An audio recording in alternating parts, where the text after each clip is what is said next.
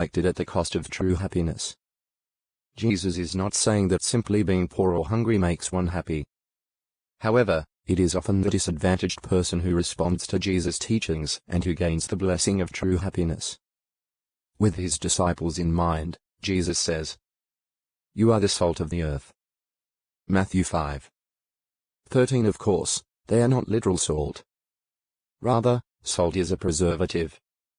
A large amount of it is kept near the altar at God's temple and is used to salt offerings.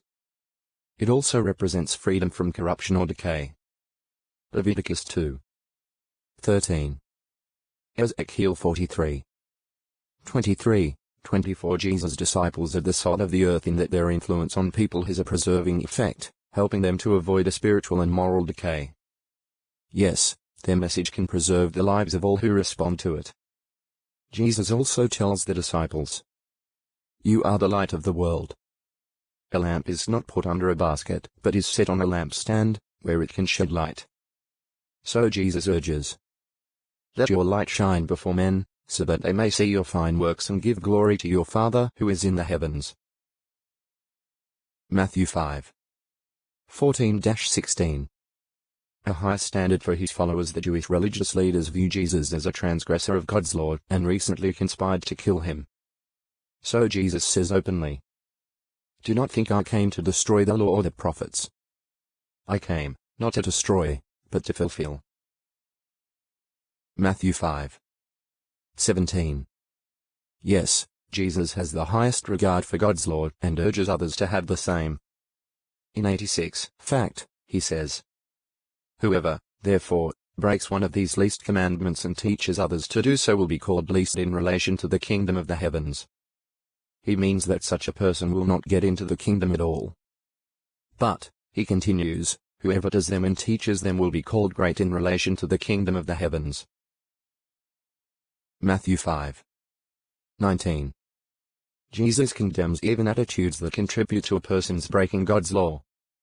After noting that the law says you must not murder, Jesus adds, "Everyone who continues wrathful with his brother will be accountable to the court of justice."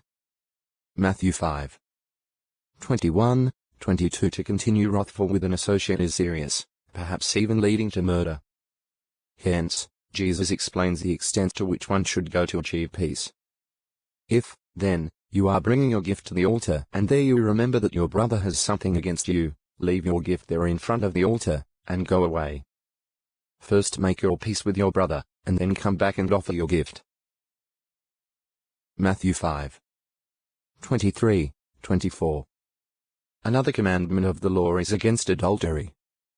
Jesus comments, "You heard that it was said, 'You must not commit adultery.' But I say to you that everyone who keeps on looking at a woman so as to have a passion for her has already committed adultery with her in his heart." Matthew 5:27-28. Jesus is not speaking merely about a passing immoral thought. Rather, he is stressing the seriousness of the matter when one keeps on looking. Continued looking often arouses passionate desire. Then, if an opportunity arises, it can result in adultery. How can a person prevent this from happening? Extreme measures may be necessary. Jesus says, "If, now, your right eye is making you stumble, tear it out and throw it away from you. If your right hand is making you stumble, cut it off and throw it away from you." Matthew 5:29-30. To save their life, some people have willingly sacrificed a severely diseased limb. Understandably, Jesus says that it is more important to throw away anything, even something as precious as an eye or a hand, to avoid immoral thinking and its resulting actions. Better for you to lose one of your members, Jesus explains, than for your whole body to land in Gehenna, a burning rubbish heap outside Jerusalem's walls, which implies permanent destruction.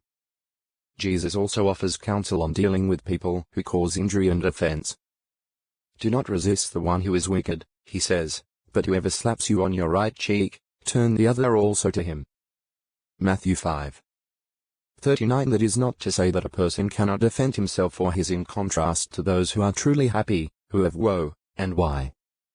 How are Jesus' disciples the salt of the earth and the light of the world? Does Jesus show high regard for God's law?